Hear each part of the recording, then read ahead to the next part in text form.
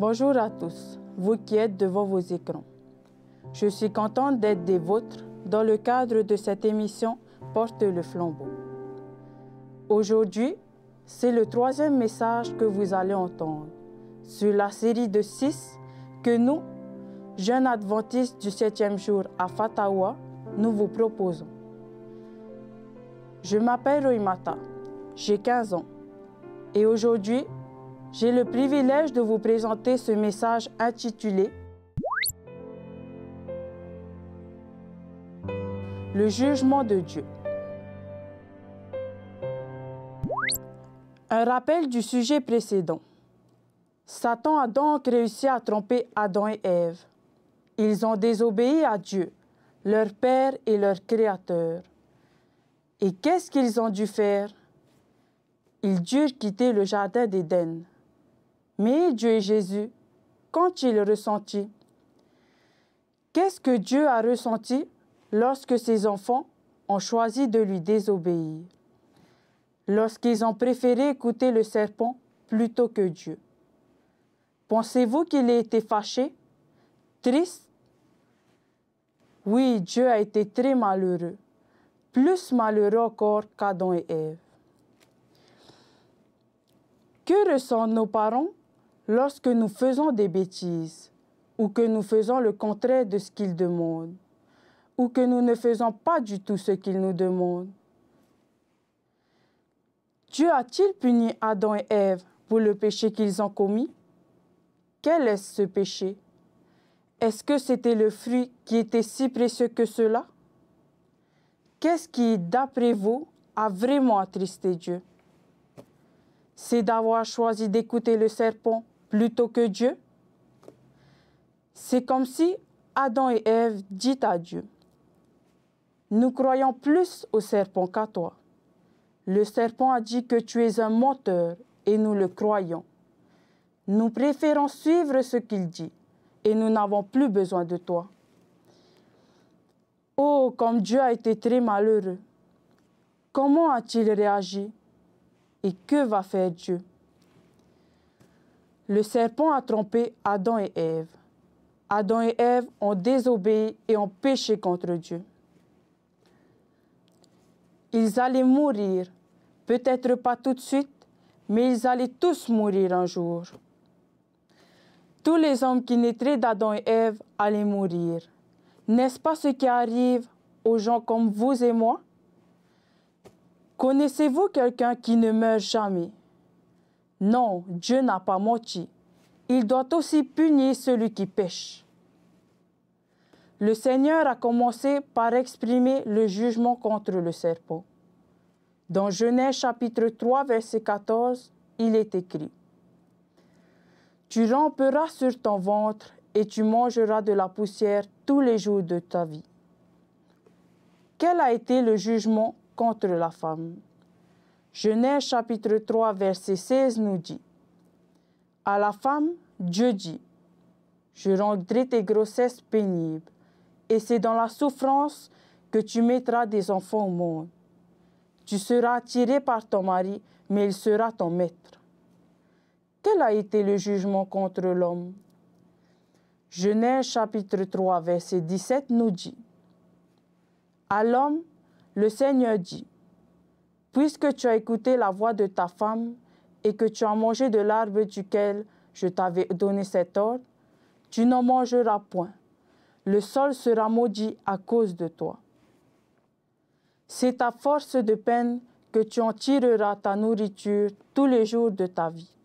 C'est à la sueur de ton visage que tu mangeras du pain, jusqu'à ce que tu retournes dans la poussière d'où tu as été pris. Car tu es poussière, et tu retourneras dans la poussière. » En entendant ces malédictions, Adam et Ève étaient effondrés. Non seulement ils allaient mourir, mais il fallait également souffrir à cause de ce qu'ils avaient fait. Ah, s'ils pouvaient revenir en arrière, hélas, ce n'était plus possible. Mais Adam et Ève entendirent quelque chose qui leur donnait de l'espoir. Jésus dit au serpent: « Je mettrai inimitié entre toi et la femme. c'est-à-dire séparation entre toi et Ève. Inimitié. Dans la notion d'inimitié, il y a la notion d'ennemi. Jésus s'adresse au serpent. Il dit qu'il va mettre une séparation entre lui et la femme, c'est-à-dire Ève. Cela veut dire qu'il y aura guerre entre Satan et la femme. Mais un jour, un enfant mâle de la femme écrasera la tête du serpent qui, à son tour, lui blessera le talon. Entre la postérité du serpent et la postérité de la femme, cela veut dire que la guerre va continuer entre les descendants de Satan et les descendants d'Ève. Au fait, Jésus lui dit qu'un jour, un sauveur viendra. Et c'est Jésus qui écrasera la tête du serpent, qui est Satan. Mais en attendant que ce jour arrive, Adam et Ève et tous les êtres humains qui naîtront d'eux connaîtront la mort. Car le salaire du péché, c'est la mort. Car tous ont péché et privés de la gloire de Dieu. Chassés du jardin d'Éden, Adam et Ève devront vivre maintenant dans un monde où Satan est le maître et où le péché va régner jusqu'à ce que le serpent soit écrasé à jamais. C'est pourquoi, aujourd'hui, nous continuons de pécher et nous aussi quand nous désobéissons. Quelquefois, nous nous cachons et nous mentons. Mais quelquefois aussi, nous regrettons ce que nous avons fait, n'est-ce pas?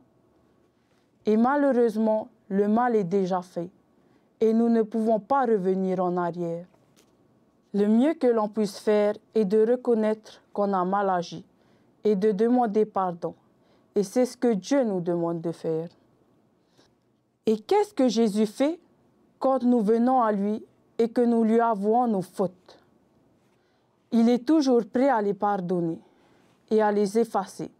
Il n'en parle plus. C'est vrai que Jésus n'aime pas les péchés, mais il nous aime, nous, et lorsque nous avons péché et que nous reconnaissons que nous avons eu tort et que nous ne voulons plus recommencer, alors Jésus est toujours prêt à nous accueillir si nous allons vers lui. Et ça, Satan n'aime pas.